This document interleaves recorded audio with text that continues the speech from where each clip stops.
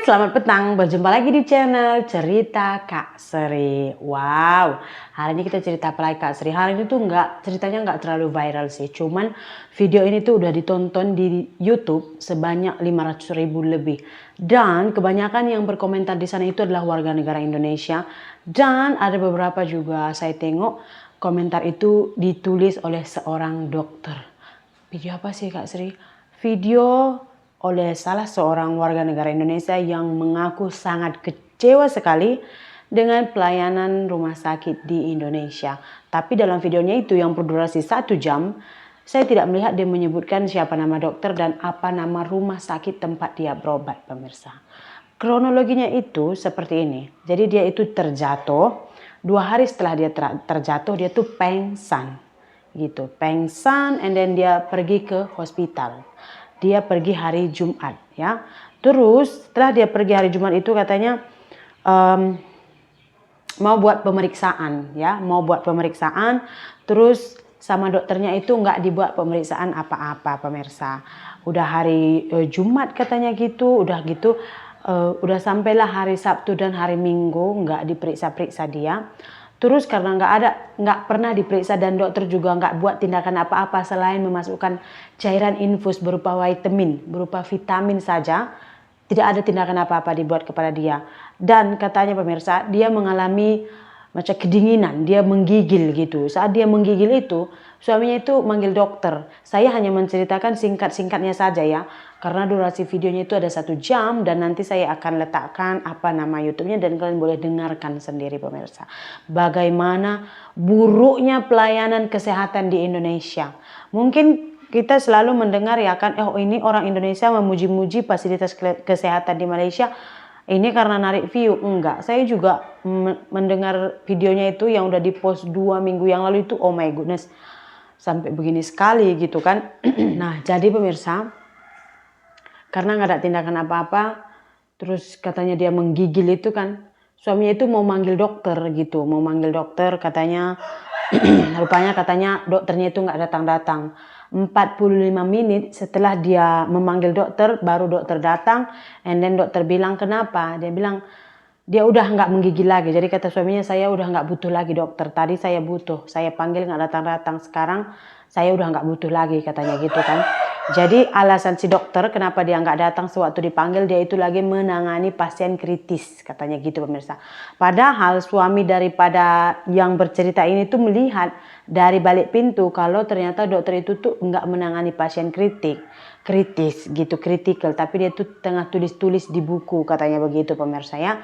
Terus ada salah satu dokter juga yang komen di kolom komentarnya itu, dia kayak namanya dokter ya, makanya saya juga kalau berurusan sama dokter tuh agak malas. Yang pertama dulu, kebanyakan dokter ini atau anti dikritik. Kalaupun mereka salah, yang salah tetap kita.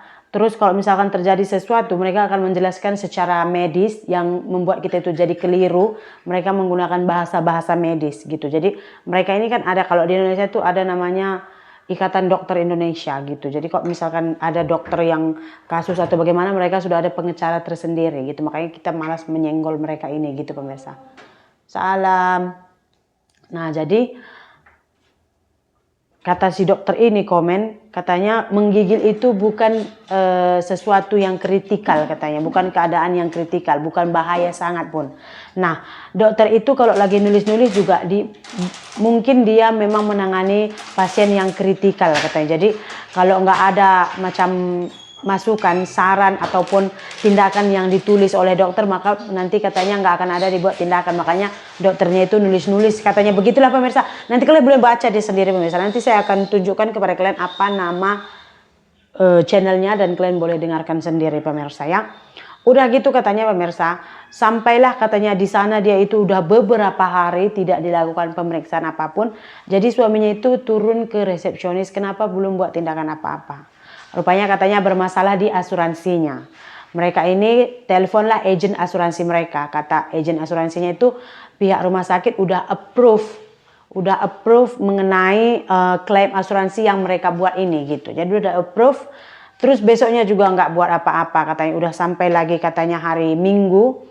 Terus kan udah approve, kenapa nggak dibuat pemeriksaan lagi, kata suaminya ini kan. Jadi katanya ini kan hari Minggu, jadi nggak bisa, tunggu Isnin sajalah ya.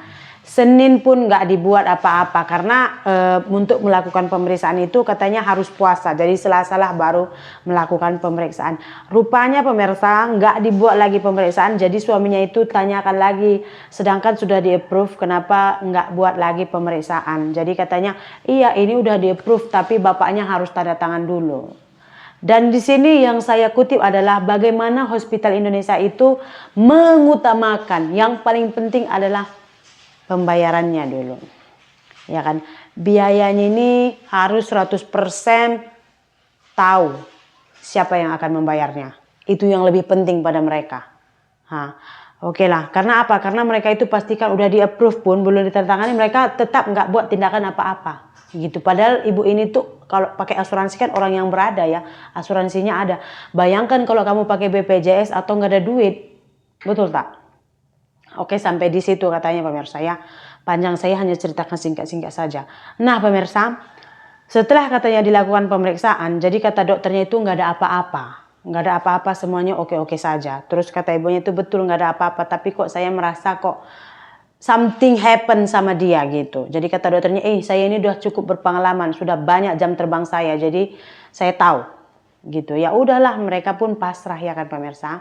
Nah setelah itu pemirsa, katanya begini, nanti coba ceknya bagian sarafnya, kalau misalkan nggak ada apa-apa mungkin ibunya bawa ke psikologi katanya. Mungkin ibunya psikologi, mentalnya terganggu katanya pula. Si ibu ini dengar macam mana down dia. Di sini saya juga ambil kesimpulan kalau ternyata dokter Indonesia itu ya kebanyakannya mendiagnosa itu asal-asal banget gitu ya kan.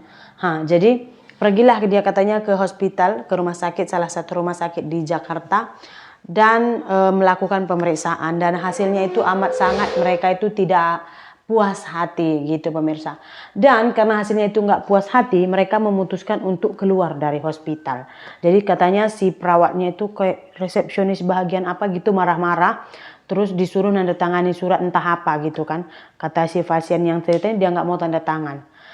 Terus mereka ini mau keluar, itu pengurusan menghitung biayanya berapa, itu tuh lama banget katanya pemirsa. Berjam-jam pun nggak siap-siap katanya gitu. Sampai-sampai katanya ya kan, udah pukul 2 pagi pun nggak siap-siap berapa biayanya. Rupanya memang nggak dibuat, rupanya memang nggak ditulis. Pas ditanya kenapa nggak ditulis, katanya bagian resepsionisnya udah pulang. Jadi mereka itu maksa hari ini mau keluar juga. Jadi kata pihak rumah sini kalau mau keluar juga harus tinggalkan deposit. Jadi mereka meninggalkan uang cash karena untuk asuransi mereka nggak bisa mengeluarkan duit cash. Jadi mereka tinggalkan uang mereka dan mereka pulang pukul 4 pagi pemirsa. Macam mana lambatnya pelayanan, ya kan? Dan pemirsa karena seperti itu dan dia itu selalu mengalami kesakitan, terus ini kakinya itu udah nggak bisa berjalan ya kan? Ini semua nggak ada rasa apa-apa dan dia itu berobatlah ke salah satu hospital di Malaysia katanya pemirsa. Dan di sana itu dia amat sangat terkejut. Kenapa? Katanya yang tadinya di Indonesia itu dokter dipanggil-panggil, terus kadang-kadang dokternya itu kita perlukan, dokternya nggak ada, itunya udah pulang ini. Dan dia ceritakan dokter di Malaysia itu katanya kadang-kadang udah habis jam prakteknya. Nah misalnya nih dia berjumpa dengan salah satu dokter, terus dokternya ini rekomen kamu harus jumpa dokter spesialis penyakit dalam kayak dokter spesialis jantung gitu kan.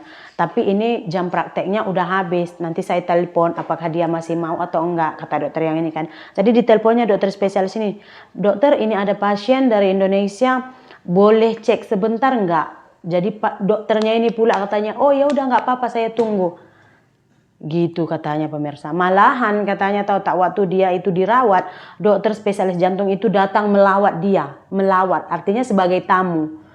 Setelah dia dibuat pemeriksaan, dia buat terapi apa semua, dia udah boleh jalan selangkah 2 langkah katanya gitu pemirsa.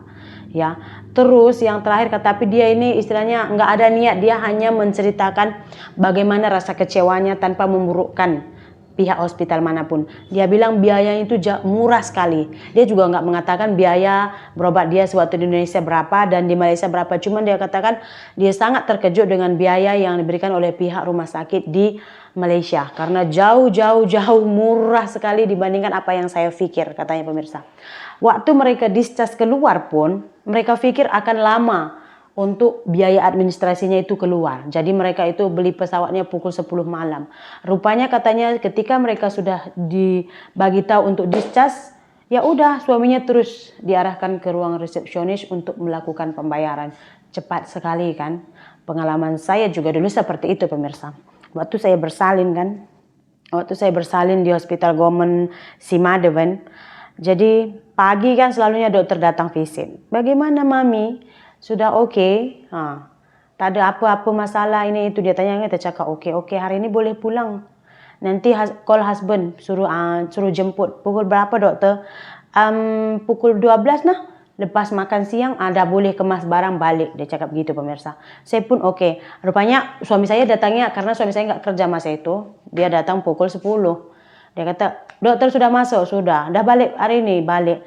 Marilah keluar, ini saya sudah masak, makan di rumah saja, kata suami saya kan. Terus dia datang pukul 10, 20 macam itu sampai di hospital. Dia bilang mau jemput istri, jadi dia bagi security, dia masuk. Ya kan katanya tadi pukul 12 kan. Rupanya datang suami saya pukul 10. Ya udah, suami saya itu terus dikasih borang untuk buat pembayaran. Ya udah, memang kalau kita udah disuruh keluar, memang mereka udah siapkan semua apa-apa yang kita perlukan, udah selesai, obat semua udah selesai pemirsa.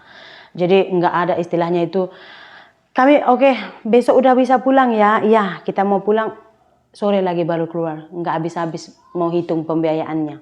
Betul tak? Kalian boleh lihat dan dengarkan sendiri versi lengkapnya di channel ini. Kalian boleh tengok. Dan dia juga mention nama dokter dan juga nama hospital tempat dia berobat pemirsa. Dan dia tekankan adalah gara-gara dokter yang ada di Indonesia ini tadi, dia itu hampir kehilangan nyawanya.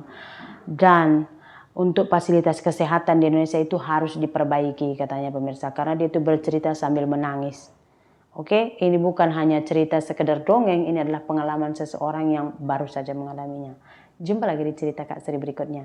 Bye.